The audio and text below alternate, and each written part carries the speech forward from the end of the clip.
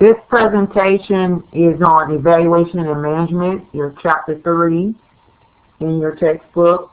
And we're going to be looking at the second half where we are looking at putting all your content of service components together to realize the overall E&M service level and how that relates to the different codes that you're going to assign to that documentation. During this presentation, you will find it helpful to pull out your CPT coding manual and turn to the first section of pages for evaluation and management. It actually starts with code 99201. So you will flip past your green pages, which is your evaluation and management service guidelines, and you will start the first white page for evaluation and management. Again, that's code 99201. So you'll find that helpful to flip through the evaluation and management section as we go through this presentation.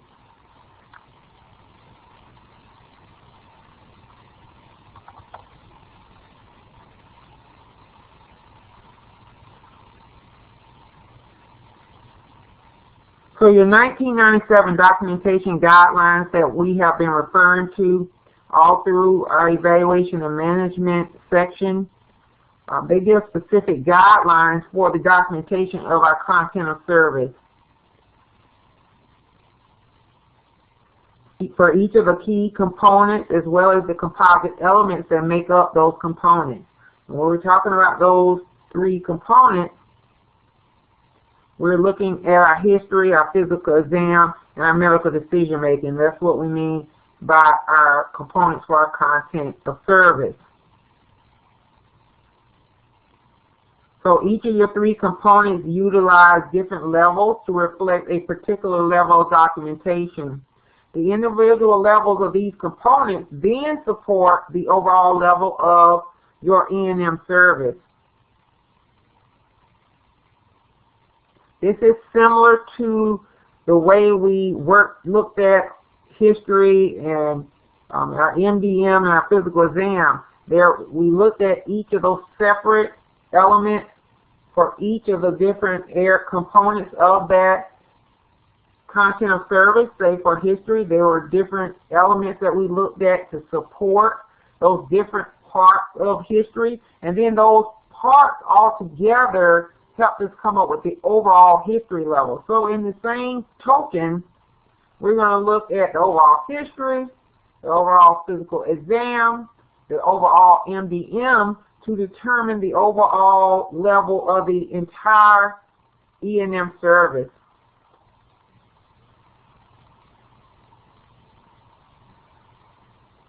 In the case that there are varying levels for the components, then we have to ask certain specific questions about the site of service, what type of patient are we serving in order to determine the parameters for that specific E&M service visit.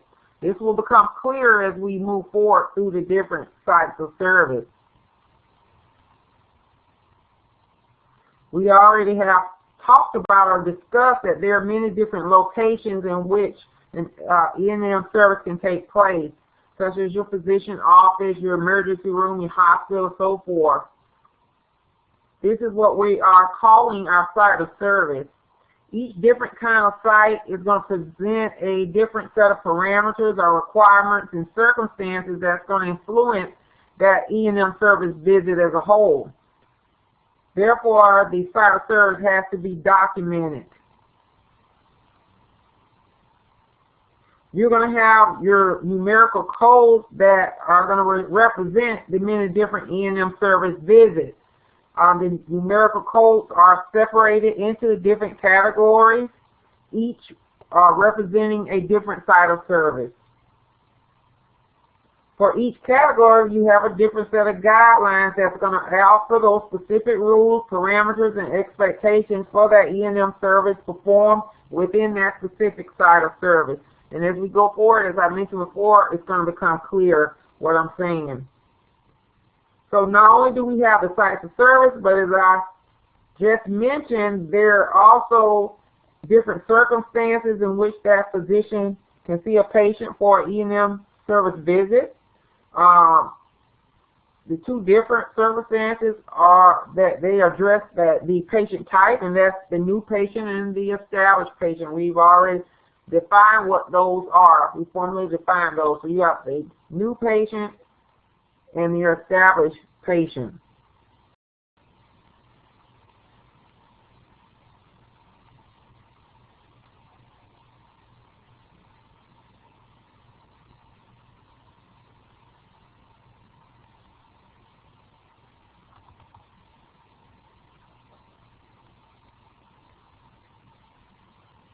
When you're looking at, say, your new patient type of service, you're going to need to consider all of your three key components when determining the overall level of service. That's going to be similar to the manner in which we looked at our overall level of history, if you recall. So when you're looking at your E&M level of service for your new patient, your key component is going to be the lowest level. That's going to determine what your overall level of service is. So your key component with the lowest level determines your overall level of service. When you have your established patient,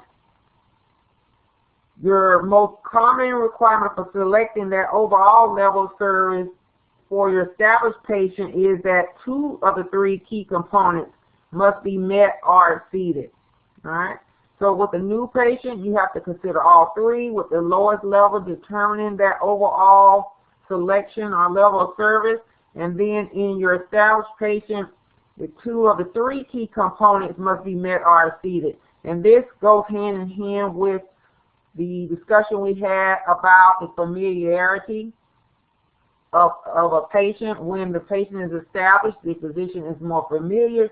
Therefore, you do not need to cover as many key components. So that is the rationale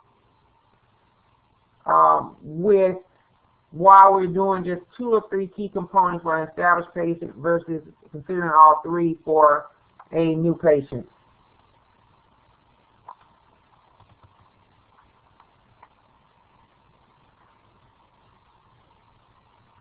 So when we're looking at or considering our E&M service visit and those different contents of services, all like we talked about, work together, the collection of that history, elements, the performance of the physical exam, and the level of the medical decision-making complexity. However, every patient is still going to be unique within those parameters. They come in with different symptoms, they have different experiences and different needs. In some circumstances, it's going to warrant a different element of evaluation and management during that visit. Although some of those additional elements of interaction may be difficult for us to quantify, they still contribute to the clinical support and the healing that they're trying to do, as well as the good quality of care. So they have to be, the documentation has to reflect all those details. Certain circumstances may warrant an extensive discussion between that physician or that patient. Other circumstances may require that physician to coordinate care with other specialists or professionals. And so when we're looking at these other situations that warrant us to consider things outside of just our content of service, what we are referring to here is counseling and coordination of care. We call these contributing components. When we look at counseling, and when you think about the term counseling, what are we doing? Offering some type of advice or guidance or direction of some sort. And so in the context of what we are talking about in this presentation, that physician is addressing specific needs and issues for that patient and that patient's family. That physician is sharing wisdom and advice and guidance during that appointment, and it could be in the form of them offering additional information about a condition or treatment plan of some nature, answering some questions that the patient or the family members may have. It may also involve physician instructions regarding a treatment plan or emphasis on complying with some type of treatment, some type of clinical support, those kinds of things. But where there are extra considerations come in, because counseling is an inherent part of an E&M service. Every E&M service requires that physician to provide a certain amount of counseling to that patient. But here is the key here is when there are circumstances in which that physician is required to perform counseling that is above the expected amount. Then that physician needs to document this additional counseling.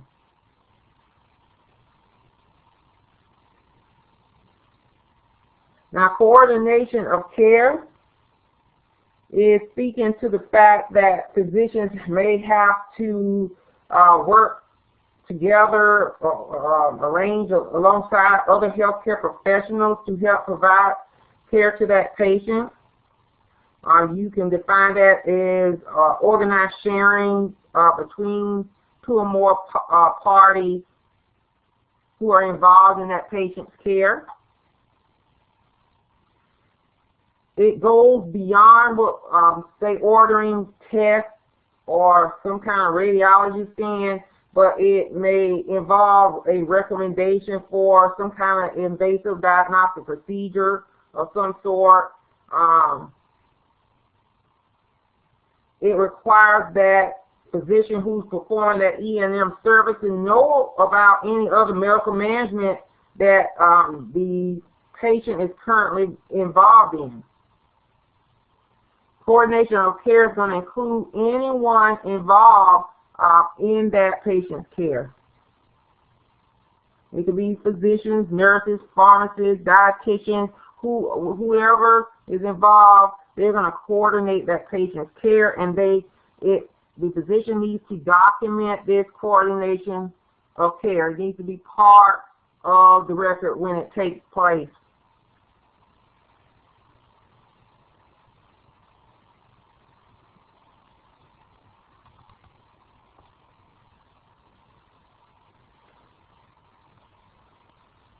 Well, when a patient goes in to see a physician, whatever that patient's problem is, we consider that to be the presenting problem or that chief complaint of the patient. And there could be multiple reasons. It's a large, broad scope when we try to include all the possible reasons that a patient can come in. And as we mentioned before, patients are unique individuals. It is therefore difficult to categorize all the presenting problems in some type of quantifiable nature. And so therefore we discuss the presenting problem in terms of the nature of the presenting problem. We've had this discussion before. And by doing that, we are able to sort the wide range of possibilities into different types of presenting problems. You have your severity of the presenting problem, and where it increases with each type that we are able to categorize them in. And so we look at them in terms of being Your 5 types of presenting problems is being minimal. You have a minimal of severity presenting problem. You can have a self-limited or minor severity presenting problem, a low severity, a moderate severity, and a high severity presenting problem. So by us making it, looking at it in terms of being the nature of the presenting problem, it allows us to categorize them in such a manner. It gives us greater clarity and continuity, and it allows us to correlate these with the codes in our CPT manual.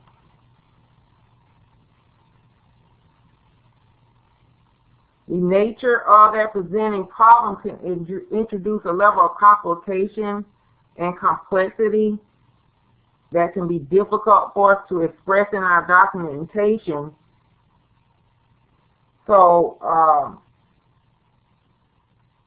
what we do here is we have those content of service components, your history, your physical exam, and your medical decision making fit into the cases when the coordination of care or counseling is going to dominate the E&M service visit.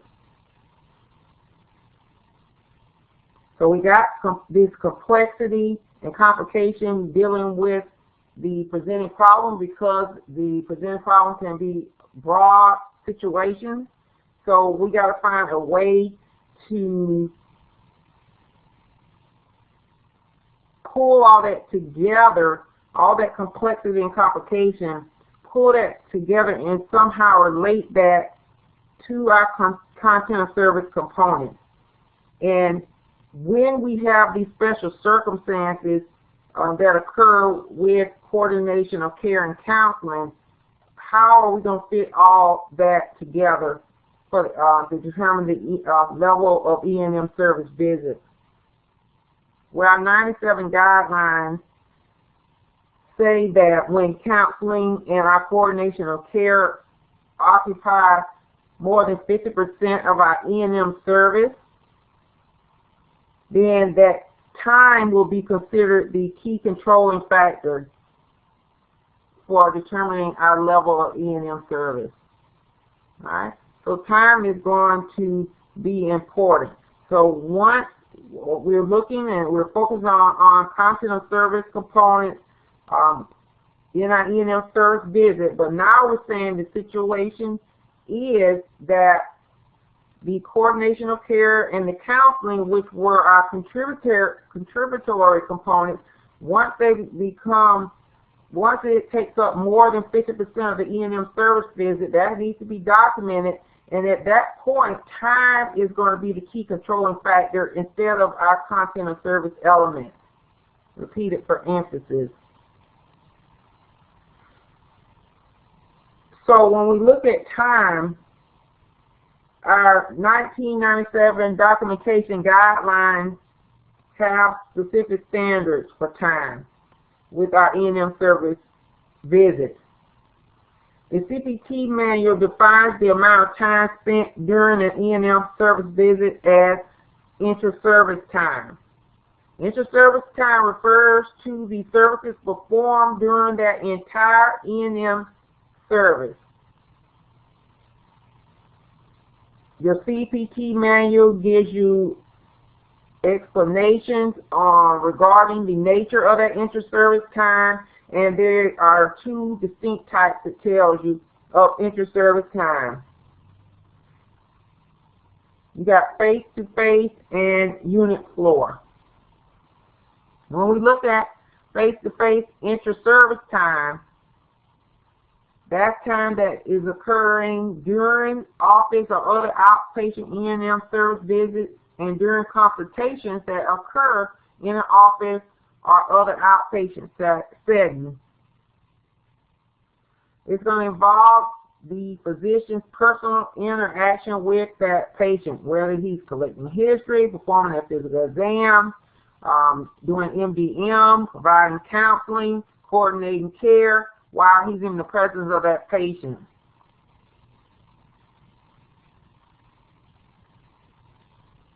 long as whatever he's doing is face-to-face with that patient, then this would constitute his face-to-face inter-service time.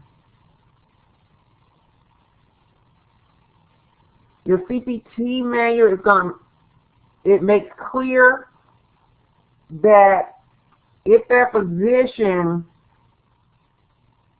does any of those services we just mentioned, say before the E&M service begins or after that service ends, then they cannot use this as face-to-face inter-service time. Those things that you do, that a physician does before or after an E&M service for that patient, is already included in the total work for the specific visit.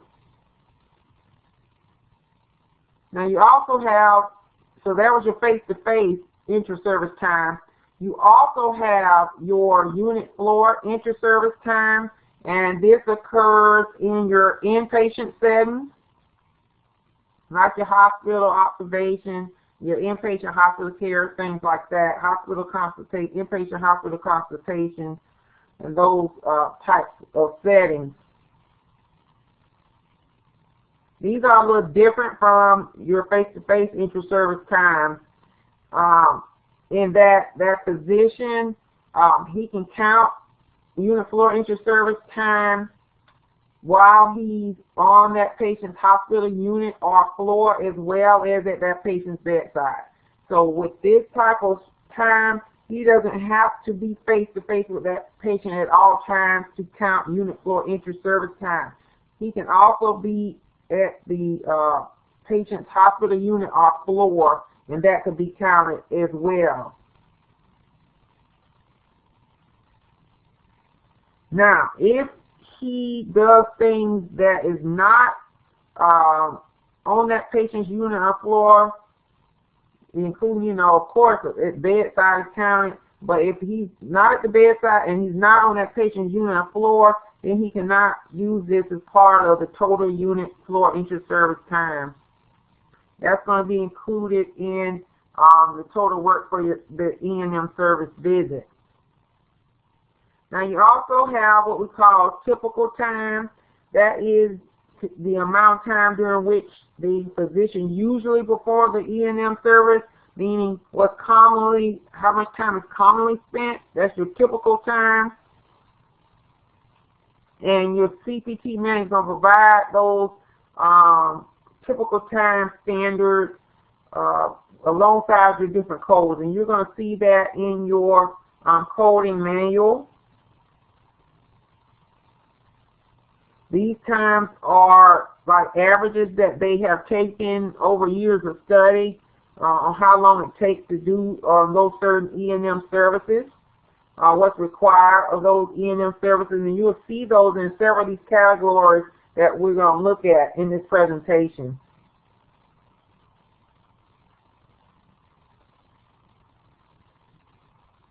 Where we will see differences is when, and we've mentioned this before, with the cases when counseling and coordination of care is going to be more than 50% of that inter-service time. Then we're going to see how time is going to play a larger role in us determining the level of service. For example, when we talk about typical time, if you look at code 99201, which is on the first white page for your evaluation of management on the office or other outpatient service, the first paragraph, well, no, actually it's the last paragraph under 99201. It tells you that usually the presenting problem is self-limited or minor. Typically 10 minutes are spent face-to-face with the patient and our family. That's your typical time for E&M service that will satisfy the 99201.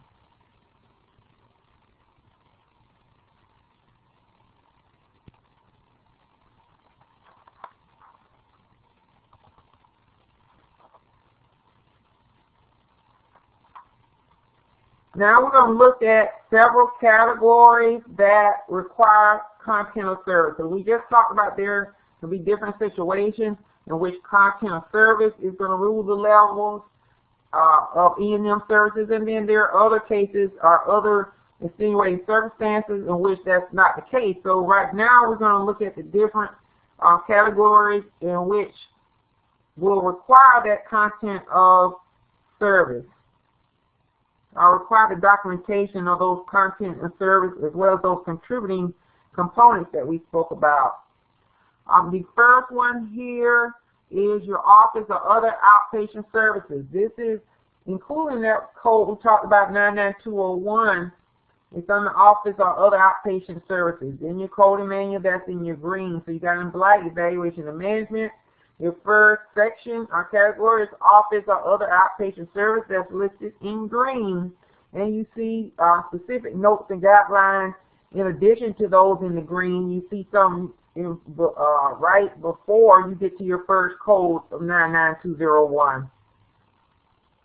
So you got categories, subcategories, and codes that you can see, and you can see them very well if you follow along in that CPT manual. So for the first category for office or other outpatient services, obviously this is for services in an outpatient setting, ambulatory care settings, and we talked about what those are. You should know what those are. You know that the most important factor if you're going to be able to code in this section is that that patient is going to, they're not going to stay overnight, but they'll be able to return home after receiving a service.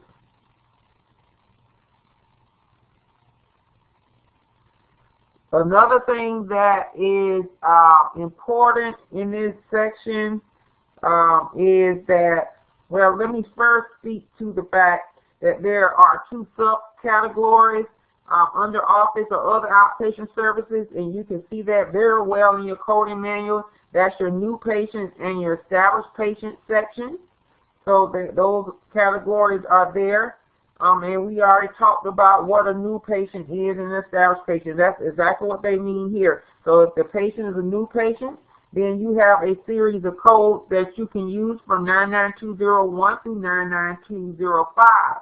If it's an established patient, you have codes 99211 through 99215. If you're looking at your coding manual, you see the different content of service levels that are required for each code. For example, in 99201, your levels for your content of service is a problem-focused history, a problem-focused exam, and a straightforward medical decision-making. That will support code 99201. Versus 99205, this is on the new patient. The highest here for 99205 is a comprehensive history, a comprehensive exam, and a medical decision-making of high complexity. So right there you can tell your 99201 is a low-level E&M service, where your 99205 is associated with a high-level E&M service, which is associated with a high-level overall history, exam, and MDM. All right, so you got new patient and established patient subcategories under office or other outpatient services. Also, it's important to note when you're in this section, in the event that the medical decision making of the physician determines that admission to a hospital or a nursing facility is necessary, the guidelines for office or other outpatient services gives direction to the appropriate inpatient category. So what this is saying is, if your service starts out in an office or ambulatory setting, however, during that service, you may have in reality, in real life, know someone you went to their physician, and the next thing you know, right from their physician, they admit them to the hospital for whatever reason, something is going on. When that occurs, then you are no longer coding from your office or other outpatient services. It's going to automatically go to an admission code in whether for the hospital or if they're in a nursing facility. So you no longer coding in this section, but it's going to go to another section in your inpatient category. All right, that's very important. That will trip you up, so you need to remember that. Moving right along, you have, if you look in your coding manual after your office or other outpatient services, you have your hospital observation services. And basically, in healthcare, observation means that the findings are recorded, inferences are made, and measurements are tests performed not only for diagnosing and presenting problems, but also for determining the best course of action for the patient. So they put them in this observation status because they are still trying to figure out something in terms of that patient's condition and what's the best way to go about managing that condition. So your hospital observation services is not really associated with a site of service, but it is actual service. So it's not a specific place that a patient has to be. They are put on observation status, right? And your performing physician has to make that designation of observation care. Once he makes that clinical decision, then he becomes the supervising physician for that patient's observation care. The service itself can occur in some designated area in the facility or as a specific type of admission which designates that that patient is on observation status. A lot of times, or commonly, you will see it associated with an emergency room, but again, it is not a setting, it's a service. And they put on observation status when that presenting problem is not totally clear. So they're trying to clarify some things, and that presenting problem does not immediately meet the clinical criteria for admission into a hospital, but also the patient really is not feasible for them to walk away and go home. So we kind of hold them and kind of watch them and try to we closely monitor that patient so that we can make a final determination on how we need to care for them. Under your hospital observation services, you have 3 subcategories. You have your initial observation care, your subsequent observation care, and observation care discharge services. Under your initial observation care, what you're going to realize in this category for observation care, there's no difference between an established patient and a new patient like we've seen in your office setting category. Your initial observation service can be initiated in a physician office, in an emergency department, a nursing home, or even in a hospital. Any E&M services provided in conjunction with the commencement of that observation care are going to be included in your initial observation service. This is a per diem or per day service. Your CPT manual includes your inter-service time guidelines for your initial observation care services. If you're looking in your coding manual, you will notice that your initial observation care codes are 99218, 99219, and 99220.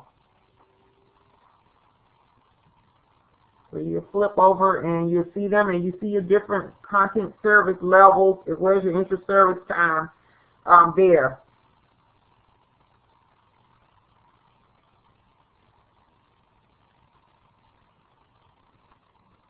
So Any E&M services that are directly related to the commencement of an initial observation care service should not be reported separately. In addition, your observation care services may not be reported for any post-op recovery period.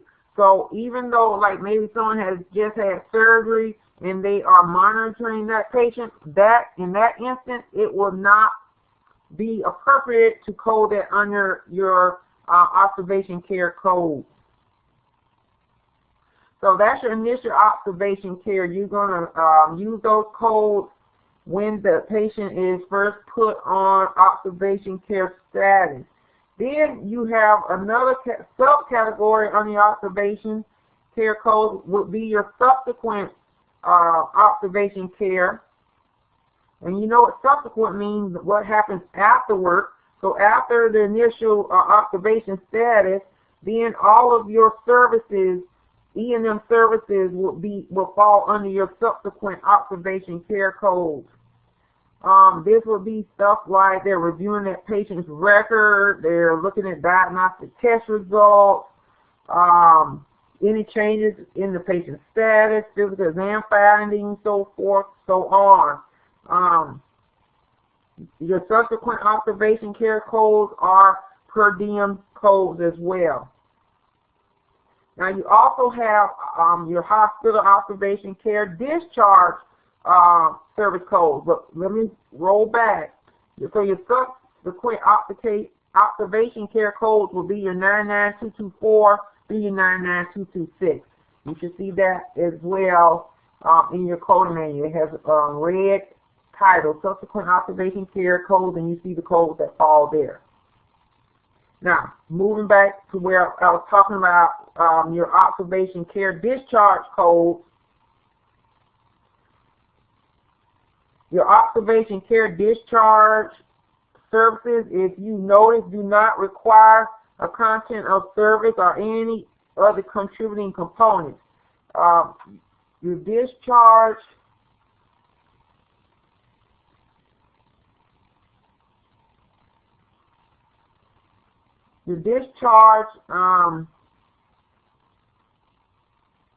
services occur when that supervising physician makes the determination that the observation care services can be concluded. Your discharge service code can be reported only on a day other than the day that initial observation service commenced, because on that day you're going to use your initial observation care code. All right. So when we talk about discharge services, it includes any services related to ceasing that observation care. We sometimes call the discharge service day management, which is nothing but saying all the service, the process to discharge a patient from our discharge services for that patient. Now, then from there you have your hospital inpatient services.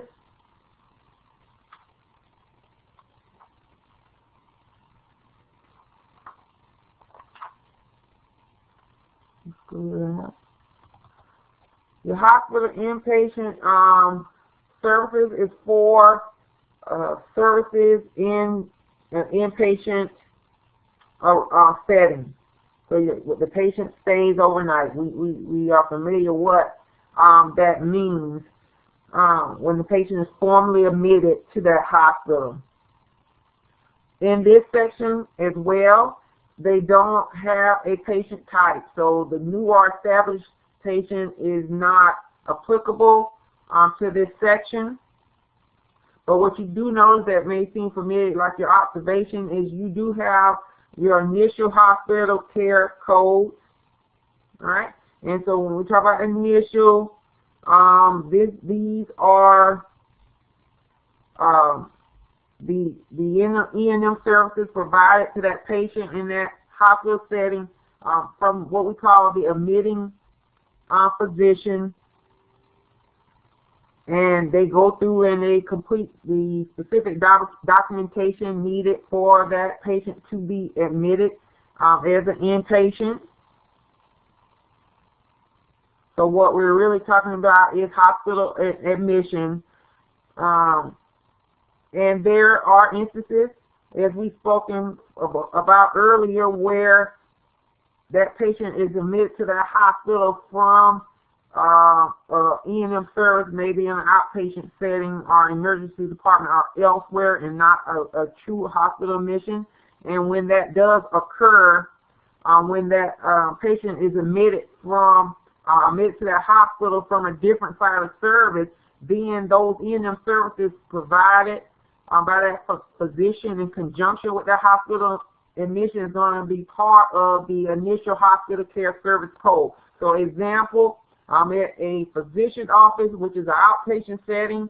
If I would have completed that E&M service there and went home, then my codes will come from the outpatient setting category. However, if I'm there and that physician is performing that content of service, that E&M service, and then he admits me directly from there to the hospital, then all of those E&M services that he provided in that physician office will now be taken care of under your initial hospital care codes.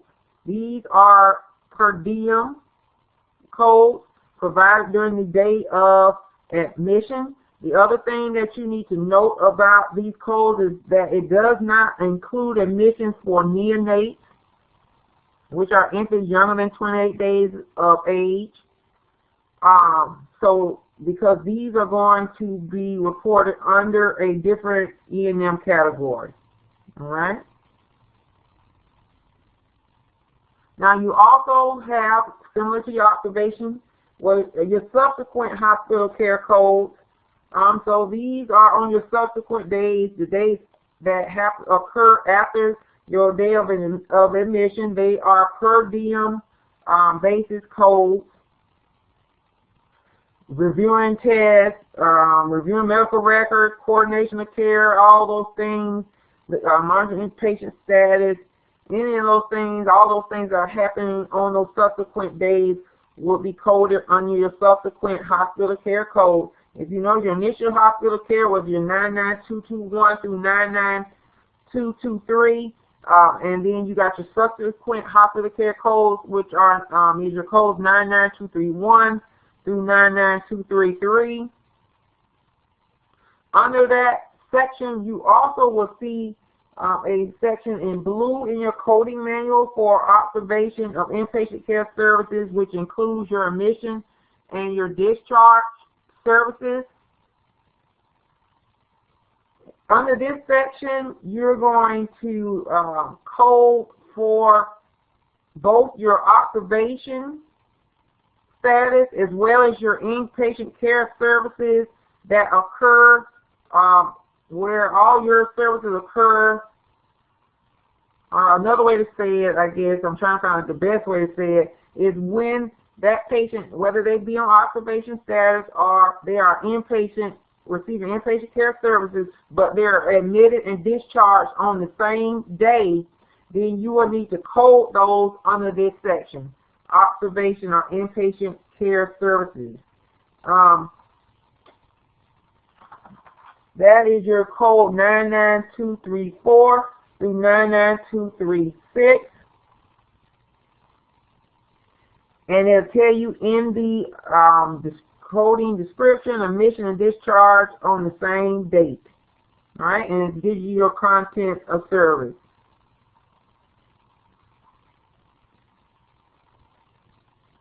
Just like we spoke about your inpatient visit being initiated in, say, a outpatient setting or some other setting, and how that information or how that service will be included in your initial hospital care code, your observation service works pretty much the same way. If it is initiated in another site of service, then those E&M services performed in conjunction with that initiated observation service are going to be a part of that service, as long as it's performed on the same date as the documented observation service. So if certain instances in which that occurs, and you're going to have to try to remember that. Because if you don't, you're going to be coding in the wrong category.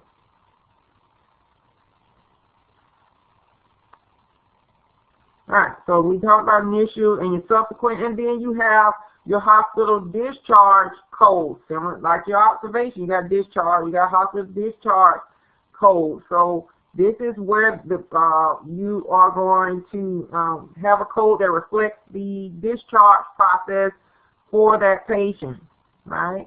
Where that physician, he documents the final exam, prescription, preparation, referral forms, coordination of care, any discharge instructions. All of this is part of your hospital discharge services.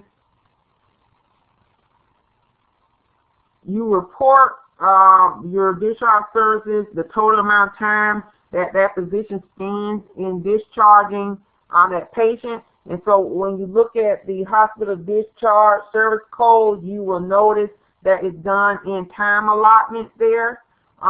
For example, your 99238 says 30 minutes or less, and your 99239 says more than 30 minutes.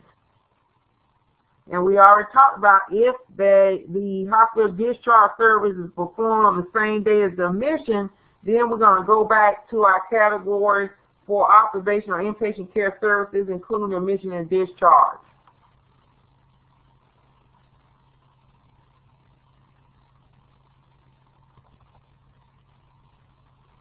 From there, we're going to talk about consultation services. So when we talk about consultation, is when one physician performs the E&M service at the request of another physician so that they can provide their professional opinion about that patient's presenting problem. So a physician requests a second opinion from another physician. They document that information and they do a consultation report. In the consultation section, there is no distinction made between a new patient and an established patient. There are two subcategories for your consultation category that reflect the site of service in which that consultation is performed. So you have your office or other outpatient consultation, and you have your hospital inpatient consultation. So, of course, your office or other outpatient consultation is going to be performed in an outpatient setting. What's going to be important is to make sure you understand the difference between a consultation and a transfer of care. A consultation service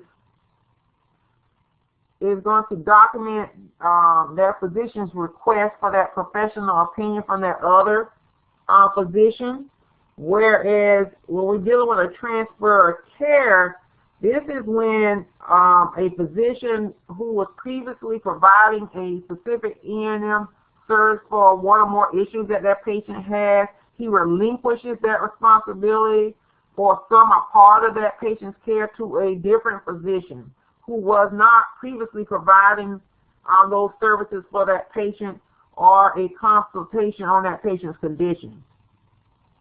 All right, so that's a slight difference. So one is they're relinquishing that care, whereas the other one, they have not relinquished the care with the consultation. They're just asking for an opinion on it, but they're going to continue to care for that patient on that specific condition.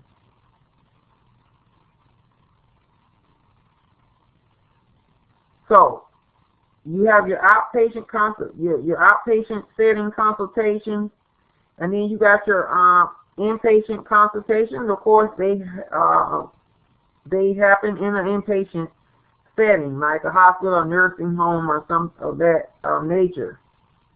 So one thing that's different about inpatient consultation versus our office or other outpatient consultation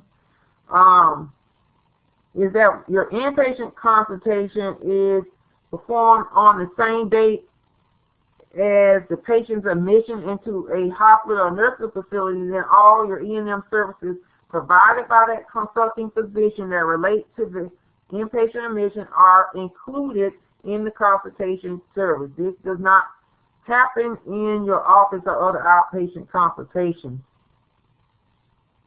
The other thing you may want to note is that back in 2010, CMS stopped recognizing the consultation E&M service codes. They eliminated payment for those, but however, these are still listed in your CPT E&M services, and it does not necessarily mean that all types of third-party payers do not take them, but CMS does not.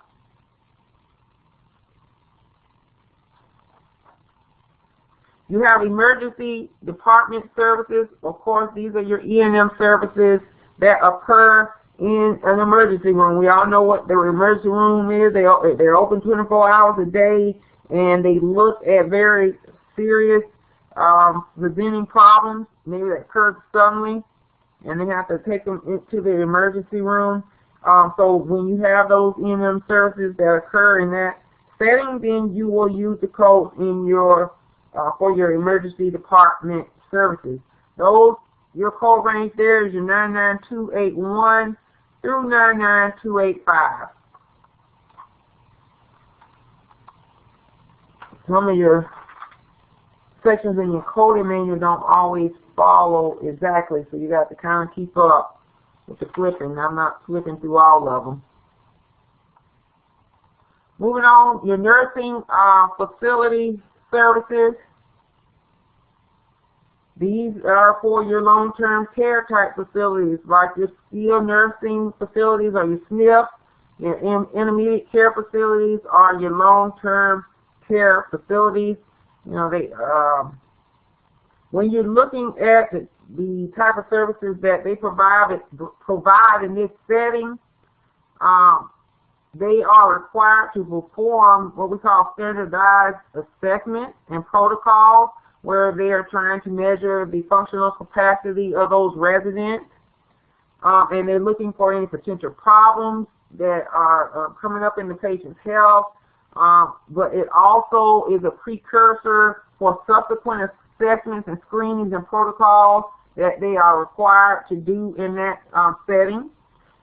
The physician will play a very important role with these protocols and assessments and these subsequent measurements and maintenance services that have to occur with these residents in these nursing type facility services, and they have to be documented. There are 4 subcategories for this service. You have your initial nursing facility care, your subsequent nursing facility care, your nursing facility discharge, and then a section called your other nursing facility services. And so, it should start kind of being a pattern. So you know, basically your initial nursing care code is for the admission of that patient into that nursing facility. They don't have any distinction between new patient and an established patient in this setting either. You're going to report that E&M service on the date of admission. It can be initiated during the course of a clinical encounter at a different site of service, like a physician's office. We talked about this situation. When that occurs, then that E&M service related to that admission is going to be part of the initial nursing facility care service codes. Same way it was working earlier. These are reported on a per diem basis.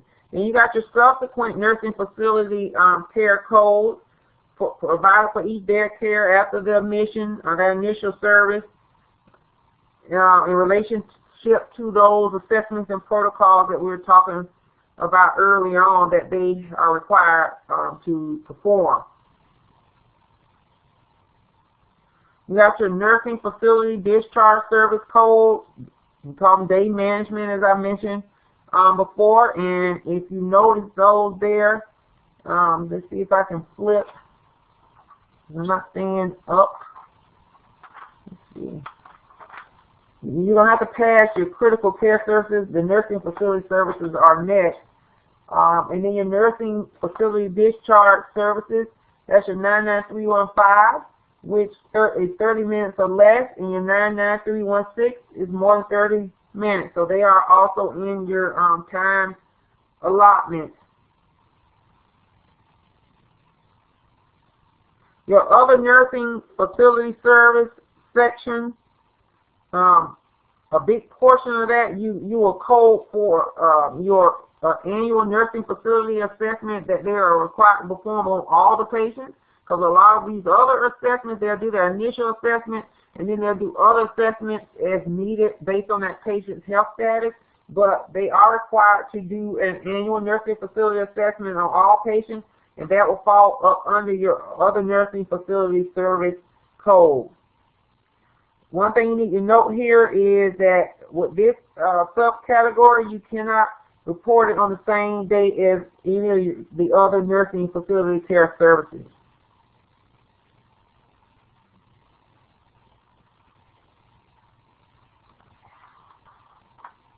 The next section of note here is for your domiciliary, your rest home, or custodial care services. A rest home like a boarding home of some sort.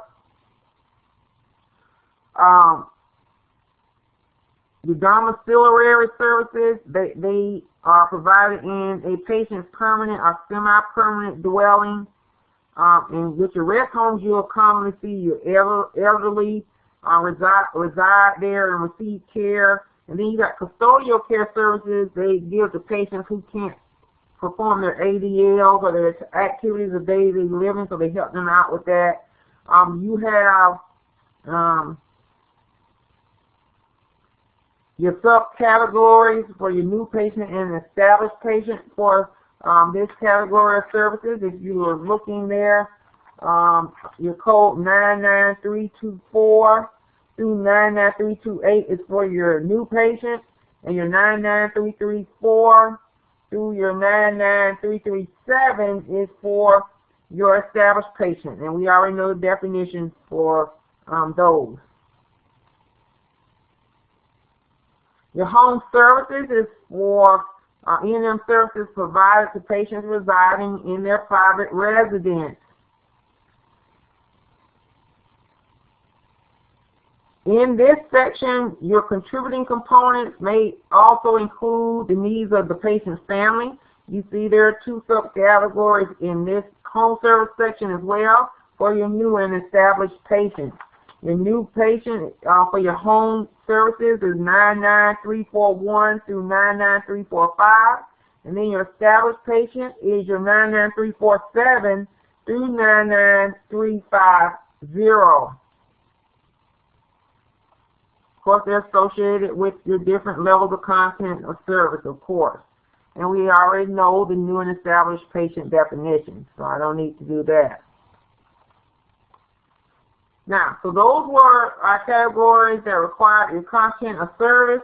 Now, you remember me mentioning that there are other circumstances that exist in which you need more than just your content of service. So now we're going to look at categories that require more than the content of service, and more specifically for this slide, we're looking at care plan oversight services.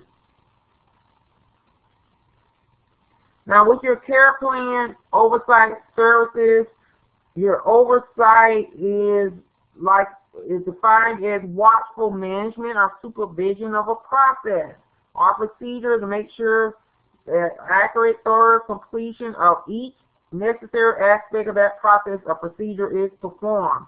So usually you're going to have your performing physician who's going to provide that oversight.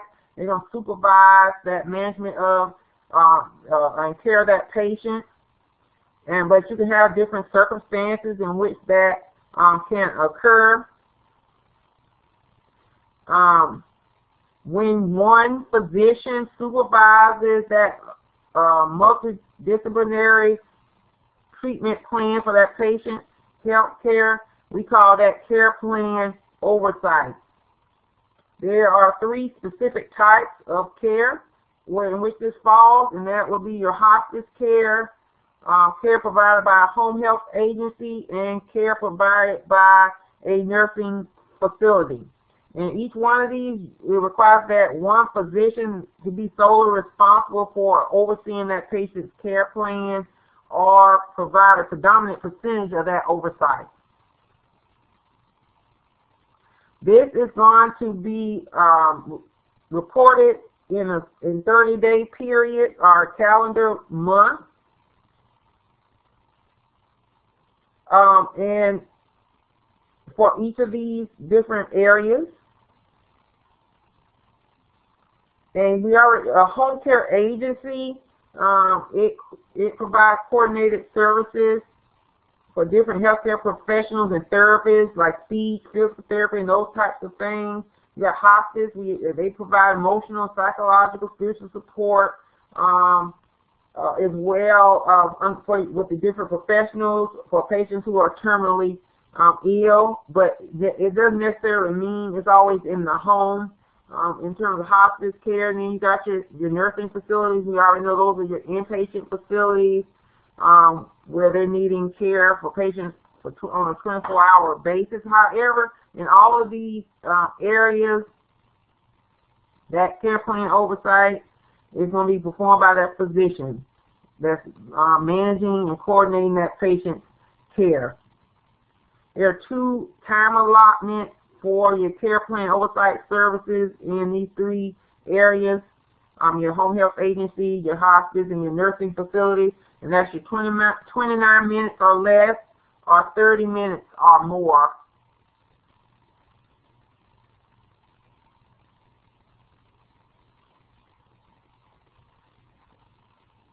Now, you also have a section that's kind of similar to what we just talked about.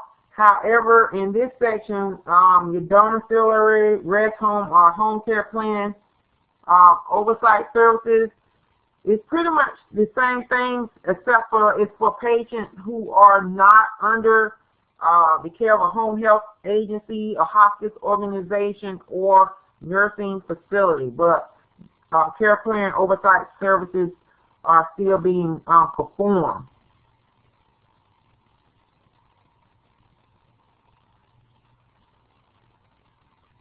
Now, with some of these oversight services, it does not always require that patient to be present when the physician is performing these services. These are also from month to month, and they have a time allotment of 15 to 29 minutes and 30 minutes or more as well.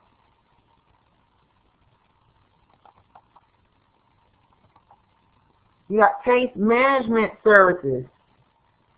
When we talk about case management, this is when one physician facilitates the organization of, access to, and supervision of any healthcare services required by that patient. You have a single physician or other qualified healthcare professional that's solely responsible for the direct care of that patient, as well as the coordination of care for that patient.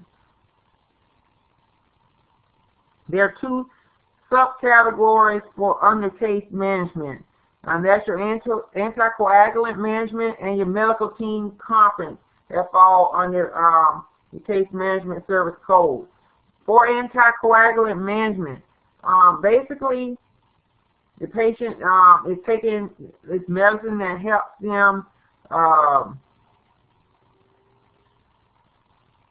them to prevent abnormal clotting of their blood. And so because they're taking their medicine, and things can occur where they can bleed or hemorrhage to death, so they have to manage this medication when that patient is taking it. A lot of patients who have conditions like they've had a stroke or deep vein thrombosis or stuff, and they use this medication, and basically they're monitoring that patient to make sure that they're giving them proper dosages of that medicine and making sure that they don't have resulting undesirable side effects or adverse interactions with that medicine. They use what we call a PT test, a prothrombin test, or some people call it internationalized normalized ratio, or INR, that looks at the coagulation of the blood, seeing how at what rate the blood is clotting. So they're basically monitoring, and they call it anticoagulant therapy, making sure that blood not clotting too quickly or not clotting fast enough. So they got to make sure it's just right. And so they have to monitor that, and then, so therefore the codes that you're going to report in association with that anticoagulant management, they are in blocks of 90 days. If you look, you're going to have to flip a couple of pages to case management services from where we were on the anticoagulant management, 99363 and 99364. Your 99363 is for your initial 90 days of anticoagulant therapy, and it includes a minimum of 8 measurements of the patient's INR. And then you have your 99364, which is for each subsequent 90 days of therapy, and you have to include a minimum of 3 INR measurements. All right. What you need to note here in this section is that certain inpatient services like hospital care, the nursing facilities, and so on, critical care services, they require anticoagulant management as an inherent part of their patient care. So what that means, when it's an inherent part, then you're not going to report anticoagulant management codes separately in those cases. Your other subcategory here on the case management is for medical team conferences. And what we mean by that is where you have different professionals that meet together to discuss the plan of action for a patient's care. We call them interdisciplinary teams, because you've got different disciplines that are meeting, and you got to have at least 3 healthcare professionals that are who have provided face-to-face services for that specific patient within 60 days prior to that medical team conference. Now, what you also need to realize is that there's a difference between when we say qualified healthcare professionals and non-physician qualified healthcare professionals. So your qualified healthcare professionals are your physicians, your nurses, your physical occupational speech therapists, nutritionists, and those types. And then you got your non-physician qualified healthcare professionals who are not physicians. When you have at least 3 qualified healthcare professionals from different specialties and disciplines gathered together to discuss the management for that patient, and they have met that requirement of providing that face-to-face services within the 60 days prior to that team conference. They may participate in a meeting with or without the patient's family members, a community agency, or so forth, or caregivers. They don't have to be there, but they may. They can do either. And also, it's important to note with these medical team conferences is that if you have more than one healthcare professional from the same discipline or specialty that's participating in those medical team conferences, only one from the same discipline or specialty can report that participation simultaneously. You only can have one, all right? So if you got 2 physical therapists, only one can report the code for the medical team conference, all right? Now, if you have a non-physician medical team conference with direct contact with that patient and our family, you got to pay attention to the requirements here. When you have that medical team conference, that interdisciplinary team, and it includes that patient and that patient's family, that's what we mean by direct contact or face-to-face contact. If that conference only involves non-physician qualified healthcare professionals, and it lasts 30 minutes or more, then it can be reported with your 99366.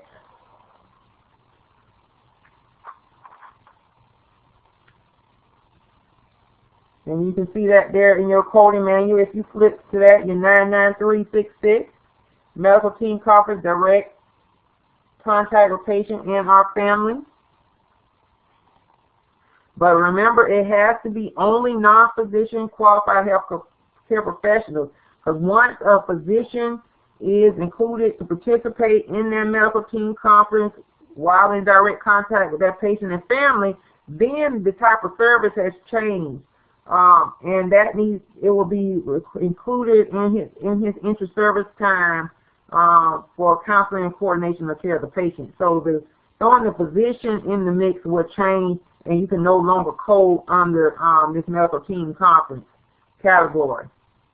Now, if you have a medical team conference without direct contact with that patient or family, they're not present at that conference, then you will code under this category, subcategory.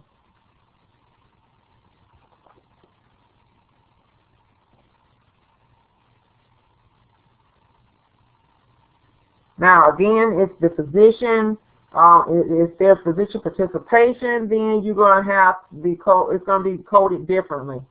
So they always, you got to pay attention to who is involved in the conference and to indicate whether you can appropriately code under the medical team conference subcategory.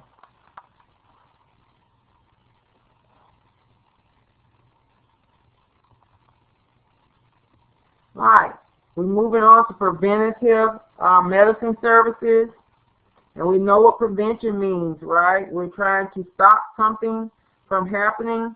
And we know when we do preventative type services, we're trying to ensure that we maintain good health, or good health status. Most of the time, you're going to see preventative medicine type services occurring in an office or outpatient setting. And so when we are going to code under this section, it's not intended to provide treatment or management of a presenting problem. Remember, this is preventative medicine services.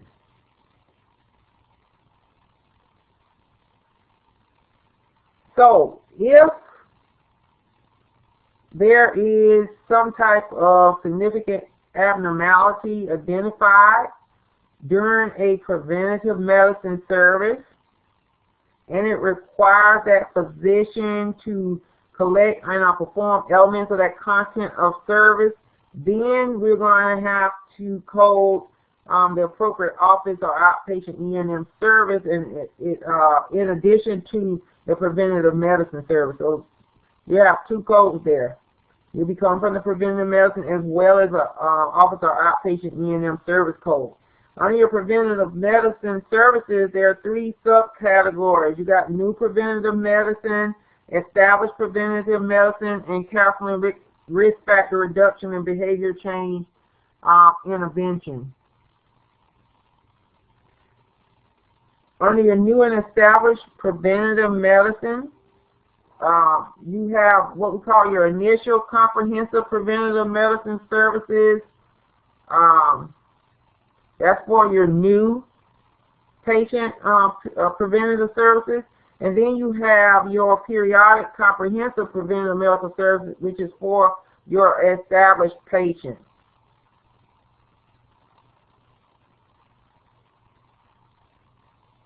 Again, if something comes up, like an abnormality or a presenting problem in which they have to address those contents of service, and require a certain level of those contents of service, then you're going to have to report an E&M service from the office or outpatient, in addition to your preventative medicine service code.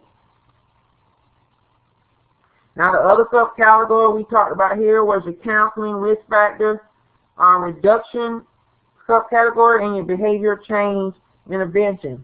Now, for your counseling risk factor, this subcategory is for services that are intended to encourage that patient's intentional avoidance of disease or conditions associated with high-risk factors, like use of substances, sexual practices, those types of things. So you are encouraging them to avoid certain conditions and diseases. Versus your behavior change intervention subcategory, that's intended to promote change in the behavior of a patient that could be considered an illness, like obesity, addiction to tobacco, or alcohol abuse, or something of that nature.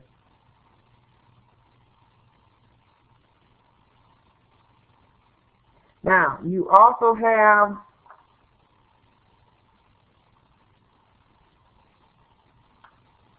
another section here, if you keep flipping, called non-face-to-face services in your coding manual. And you'll see there in red, you have two subcategories there, your telephone services and your online medical evaluation section. That's starting with your code 99441 if you're trying to find it in your coding manual.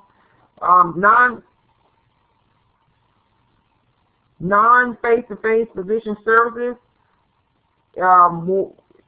when you're going to use this section, it has to be services that have occurred between that physician and an established patient, which has been initiated by the established patient and stand apart from any other E&M service. That's what's required for the non-face-to-face physician services.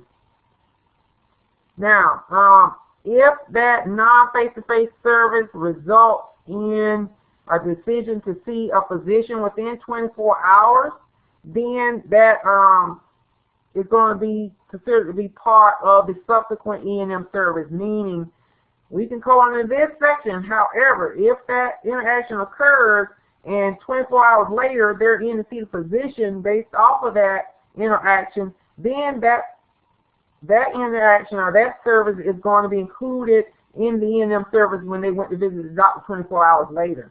Likewise, if that non-face-to-face interaction is related to a presenting problem in which that patient received E&M services within 7 days prior to that non-face-to-face interaction, then that's going to be considered part of the prior E&M service. All right, so basically you can't have, once that non-face-to-face interaction occurs, they cannot have already seen the doctor in relation to that 7 days prior, nor can they go 24 hours after. Or you cannot code in the non-face-to-face telephone service subcategory. Now, under the online medical evaluation, which is also non-face-to-face, we're looking at internet communication. And here, the same requirement exists for them not having a related E&M service provided during the previous 7 days. So that is your parameters for that section. All right, so in your telephone service code, 99441 through your 99443, and they got it based on time allotment there. And then your online medical evaluation is your 99444. Now you have another category here, special E&M services. And basically, for this E&M service, it involves identifying baseline clinical data for either issuance of basic life or disability insurance policies and identification of medical or work-related disabilities. So those times when you see that doctor for, like, if you're trying to get some life insurance and they have to do those little exams and whatnot, these are your special E&M services.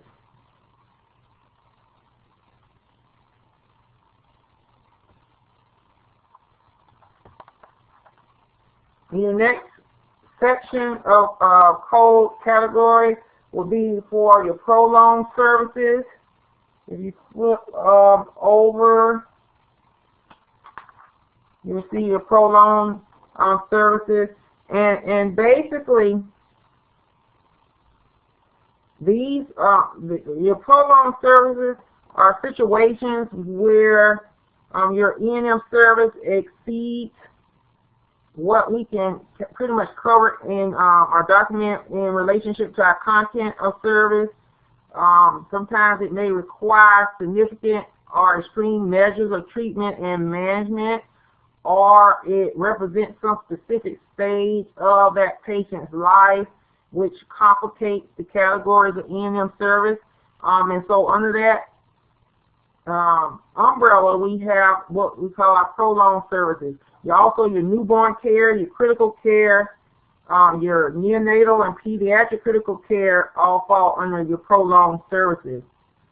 All right, so we will prolong, extended beyond typical or expected length of time. The service takes longer than it would typically would require, and therefore, when you're reporting that in your documentation, is not sufficiently covering what's going on. So there's an extended inter-service time that's occurring here. A longer amount of time to perform than that inter-service time typically is going to allow to happen in that setting. When we're reporting prolonged services, we're looking at the total amount of inter-service time that that physician or that qualified healthcare professional has spent providing care for that individual patient on that specific date, even if that time is interrupted, it's not continuous. So we're going to count all the total time and just remove the interrupted time. So we're looking at the totality of the time spent with that patient. There are three subcategories of prolonged services reflecting different circumstances that may require an unusually lengthy E&M service. You have your prolonged service with direct patient contact, your prolonged service without direct patient contact, and your physician standby services. With direct patient contact, face-to-face time is what we're talking about with the physician or another qualified healthcare professional. It's going to also include the patient floor unit time that they're spending for that during that same session. You're going to report that total length of time, regardless of whether it is continuous or interrupted. Now, the other thing you need to know with your prolonged services is that it can be reported only with certain categories of E&M services, like your office outpatient, your outpatient consultation, home services, so forth. And if you notice there, they are separated into two different allotments of time. You got your first hour of additional time, and in your CPT manual, you'll see it saying 30 to 74 minutes. And then you have your each additional 30 minutes beyond your first hour. And these are your add-on codes for that. And when you have an add-on code, you're going to see the plus sign next to it, letting you know that it's an add-on code. Let me see. So your prolonged services, you're going to have to kind of flip back in your coding manual. It starts with your code 99354. And 99355, 99356, 99357 is your prolonged services with direct patient contact. If you eyeball that, you see the plus sign there, meaning it's an add-on code. When you have an add-on code, it has to be used in conjunction with a code that's not an add-on code or a service that is not indicated as an add-on. It cannot be listed independently. And so if we're saying this is a prolonged service, okay, it requires an extensive length of time over and above that of that E&M service, and it needs to be listed at the highest level. Also, we're talking about an additional hour beyond your typical inter-service time, face-to-face, as well as that on the unit and floor. Anything that's less than 30 minutes will not be reported under in this section. Alright, that's already going to be included in your typical E&M service. Now you also have a category of prolonged services with direct patient contact for your inpatient setting, because I just spoke of different services you can use in conjunction with in terms of your outpatient. You also can use in conjunction with your inpatient, like your hospital inpatient services, your inpatient consultations, nursing facility services, your prolonged services, direct patient contact in an inpatient setting. The physician can be on the patient unit floor as well as at the bedside. Also, you will see there that those also you have an add-on code there as well. Now you also have a section called prolonged services without direct patient contact.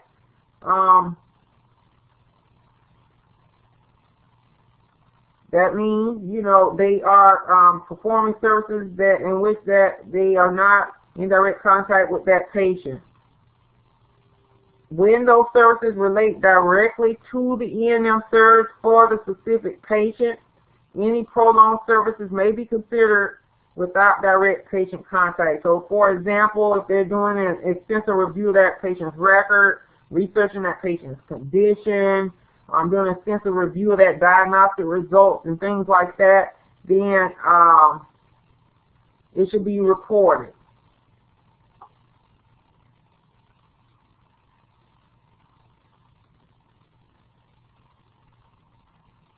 If you notice here for that section of code, this also reported in blocks of time.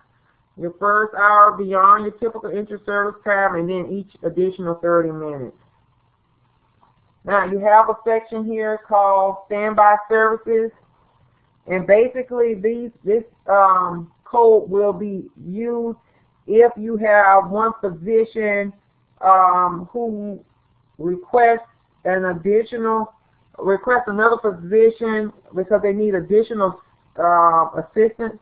Say they're in surgery, so that other physician that they're requesting to stand by, they actually wait until they may possibly be needed. So they're stand by and wait to provide assistance if it becomes necessary. So that's why it's called physician standby services. It's identified in blocks of 30 minutes, and the physician can only report this code if they actually stand by and they don't provide care for any other patient. Then they can report this code under physician standby services. They can also report this with your newborn care E&M services.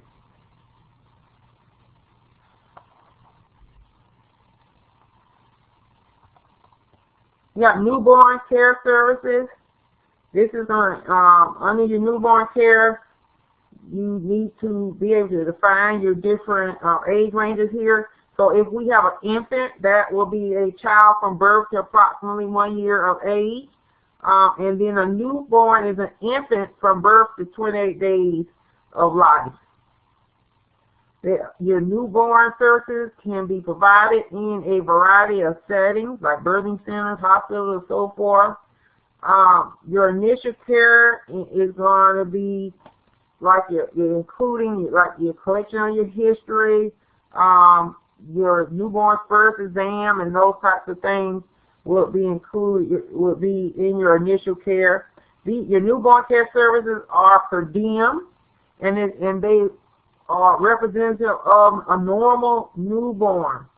And you have two factors that distinguish under your newborn care services is where the newborn care service is provided and whether the newborn care services is an initial or subsequent service. All right, if you flip over, you kind of have to flip back through past your preventative medicine, your non-face-to-face services, and you keep flipping one more page and you should see newborn care services.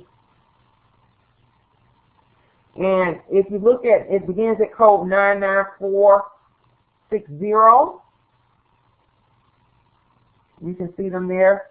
And you can see where in one it says initial hospital or birthing center care, and then your 99461 says seen in other than a hospital or birthing center. So that's the first factor, where the newborn care service is provided.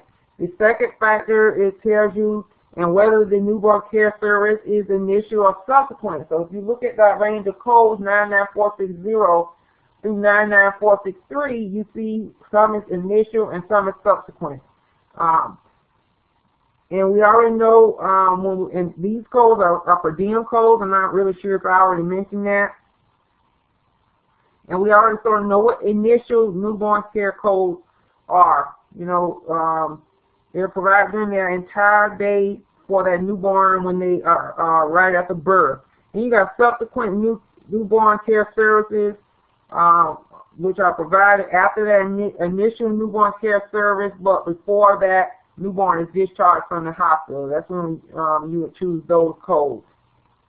Now, I've mentioned that these codes are for normal newborns. So if the newborn care service reveals an abnormality that requires treatment, then your E&M service is going to report it under your hospital inpatient service code, and whatever your appropriate level for that, as well as your appropriate neonatal, intensive, and critical care services. So this section is only for your normal newborn. Now, also under newborn care services, you see a section there in red for delivery, birthing room attendance, and resuscitation services. And so basically, your codes here provide are for E&M services provided during birth, which includes your delivery room or your birthing room. And so once that baby is actually born, then they have to check that infant to make sure that everything occurs as it should. They take that initial breath, they check their fluid in their lungs, their cardiopulmonary processes, making sure they have proper oxygenation. They're making sure the baby is at the proper body temperature. They do APGAR assessments, like what your skin color, your heart rate, breathing, and all these things. And basically, once they do these assessments, it could be instances in when things are not as they need to be, and so resuscitation is necessary, and they may have to initiate ventilation and some type of chest compression on those type of issues. If that has to occur, then that will fall under the delivery, birthing room attendance, and resuscitation services subcategory here.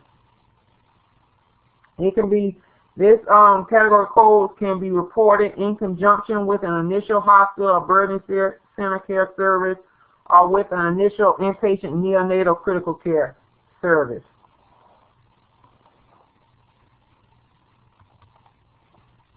Your critical care, that's where we're moving forward to. And if you notice, if you're following along in your coding manual, because you got two different types of critical care, I think you have to flip backwards. It's not all in order. Okay. So if you flip back, your critical care services starts with code 99291. Critical care, personalized continuous care for one specific patient whose health has been abruptly damaged by illness, injury, disease that simultaneously poses a significant definite threat to a patient's life.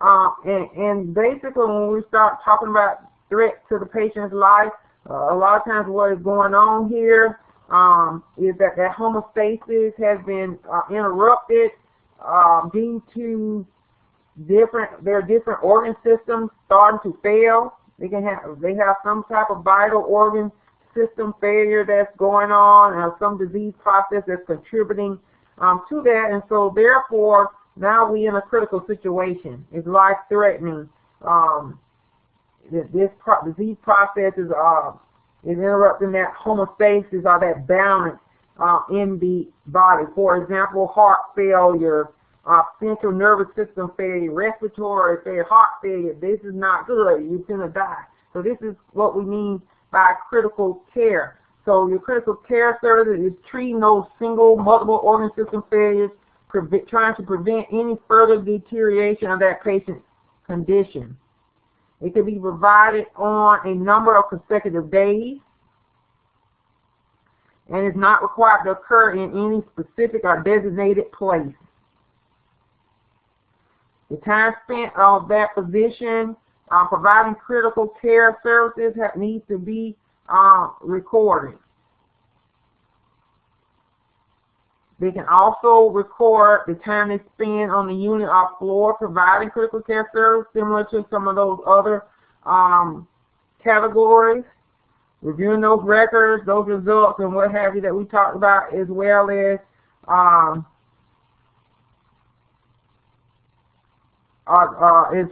those that occur at that patient's bedside. Any activities performed or time spent by that physician away from that unit or floor, they can't count as the critical care time.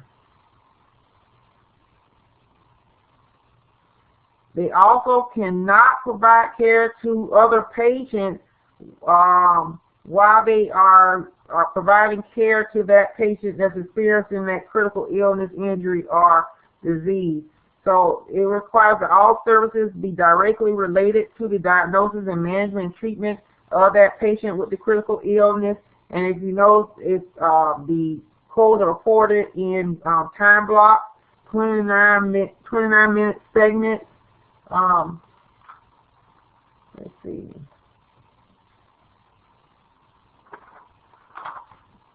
Yeah, so if you look there at 99291 and 99292, and they actually have your little table there for your critical care codes and how many minutes in those things. So you got 29-minute segments of time. Yes, those critical care services are less than 30 minutes. Then you have to use the appropriate E&M service level category. So you're looking at the total amount of time that that physician spends providing critical care for that one specific patient. It doesn't need to be consecutive or uninterrupted time. So you're looking at the total time. In addition to time spent providing critical care after the initial 74 minutes is going to be identified in periods of up to 30 minutes. You can see that in your table.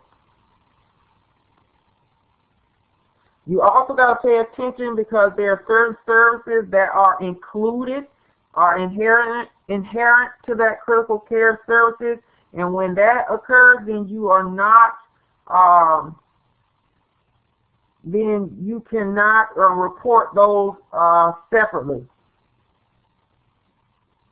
They are already included in, are already part of your codes in your 99291 and 99292. If you notice, there's a extensive amount of notes right before those codes, and all of that information is included.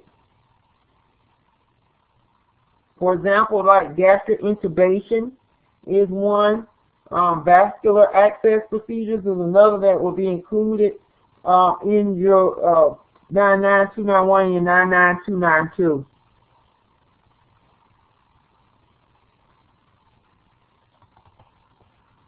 Now you have your inpatient neonatal care and pediatric and neonatal critical care services. So these are still critical care services, but we're looking at a different population of patients, being your neonatal and your pediatric. The terms critical care and intensive care are important to understand. People tend to use these interchangeably, but they're not exactly the same thing. When we look at critical care, that's personalized, continuous care provided by one specially trained professional for one specific patient with a critical type illness that is life-threatening. When we look at intensive care, we're looking at a team of professionals, not one individual, who are training critical care and operating on a unit dedicated to the critical care of patients. So that's where the difference lies. One is a one-on-one, and the other is like a team with a group of patients. However, they both are providing services to patients with life-threatening illnesses. So in this section, we're looking at critical care, but it's going to be for your newborn infants, your older infants, your children, and your adolescents. But they're going to be pretty much similar to your critical care services that we talked about for just your regular adult patients. But we see that if you're looking, you got to flip back, going back forward through your coding manual, past your prolonged services, your case management services, preventative medicine, keep flipping. It's off by itself. It's actually right after newborn care services. Your first code is 99466. That will help you get there for your inpatient, neonatal, and your pediatric. So they're by your different age groups, and basically the thought process behind that, there's different developmental situations going on with ages, and as you know, when you got your newborn and they're growing, a lot of different changes occur at each year level, and so therefore they have them divided up by age. So when we're looking at your neonatal, newborn infant from birth up to 28 days of age, and we mentioned that before, and then your pediatric group is in 2. They got infants at least 29 days old but no more than 71 months, or your group up until 5 years and 11 months. Right? So again, there's different physiological and anatomical changes that go on with certain age ranges and age groups. Now, you also see there pediatric critical care patient transport subcategory, and basically it's exactly what it says. That physician in this section, to report these codes, are going to provide face-to-face critical care to a pediatric patient during transportation to an inpatient facility, supporting that pediatric critical care patient transport subcategory. Basically, for example, that physician jumps on the ambulance with that pediatric patient and commences with those critical care services all the way to the hospital, then he could use this pediatric critical care patient transport code. There are 2 different blocks of time for this section, 30 to 74 minutes of hands-on care during transport, and then each additional 30 minutes of hands-on care. And that's an add-on code for each additional 30 minutes. Now, it's important to note here, say that physician is not providing hands-on care, maybe they're directing care through, say, the EMT, through a 2-way radio or telephone or some other form of communication, then they cannot use the pediatric critical care patient transport code. It will have to be reported under other emergency services category. Now, from there you have your inpatient, neonatal, and pediatric critical care. If you flip over in your manual, you will see that in red. It starts with code 99468. And if you look in there, you have your inpatient neonatal critical care, you got inpatient pediatric critical care, and then you got inpatient, you got inpatient pediatric critical care ages 29 days through 24 months, and then you got inpatient pediatric critical care ages 2 years through 5 years. So under your neonatal, you got 2 codes there.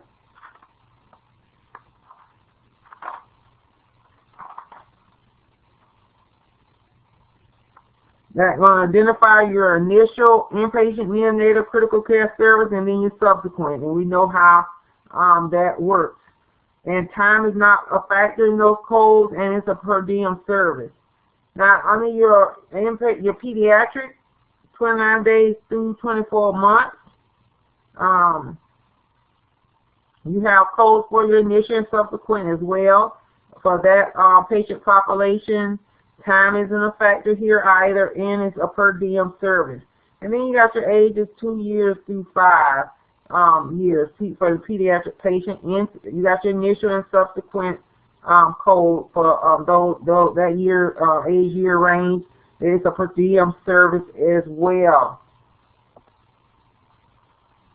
And time is not a factor. So all three of those follow the same recipe. You just have it broken down by age range. Now you also have a section here called initial and continuing intensive care services.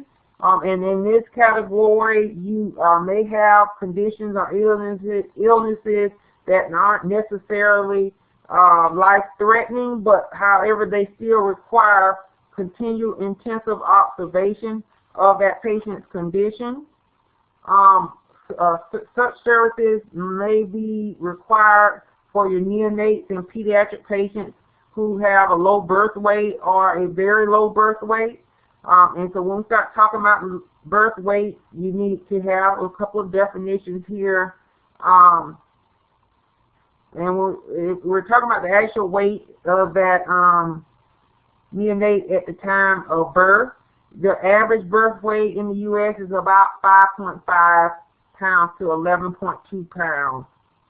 Or in other words, 2,501 grams to 5,000 grams. So that's your average. So if that neonate is of low birth weight, then they are from 3.3 to 5.5 pounds, or 1,500 grams to 2,500 grams. If they are of very low birth weight, that means they're less than 3.3 pounds or less than 1,500 grams. When this is the case, it causes complications for that neonate, their temperature, respiratory. That's where all those issues start occurring. Feeding difficulties, fluid imbalance, and other complications can occur due to his low birth weight. Only one performing physician may report services in this category, and only one of these services may be reported for one patient on any given day. The initial intensive observation service provided in that hospital for a neonate is going to be reported for the first intensive observation and care, regardless of the weight of that neonate. Then your subsequent intensive care services are identified according to the birth weight of that infant. It's going to be important that you note that although your subsequent intensive care services that are in your CPT manual denote the patient as an infant rather than a neonate that has a birth weight of 500 grams may still receive continuing intensive care services long after their 28 days of age. Therefore, your subsequent intensive care codes identify that patient as an infant. Also, the subsequent intensive care services identify the patient's weight at the time of service and not the patient's weight at birth. Okay? The last concept I want to tell you about are your unlisted E&M services. Basically, if you're considering using an unlisted E&M service, that means whatever E&M service that has been performed by that physician doesn't meet any of your categories or subcategories that we have discussed in this presentation. So you may look at using your other evaluation and management services. You also have your unlisted E&M service codes that you may consider reporting, but you only can do that if whatever service that has been performed cannot be categorized in any other of the sections we've spoken about in this presentation. There's 2 unlisted service codes for your E&M section. One is for unlisted preventative medicine services, and the other is for an unlisted E&M service. Now, when you use unlisted service codes, then it's required that a special report be generated with the submission of those codes. You will see that in your guideline pages, the green pages for your evaluation and management under special reports. That special report that you're going to generate is going to demonstrate the medical appropriateness of the service. Since it's not really it doesn't fall in any of your categories that have guidelines and parameters already outlined for them, then you're going to have to, that special report will have to be generated. So this is going to conclude my presentation, part 2 of your E&M services, chapter 3.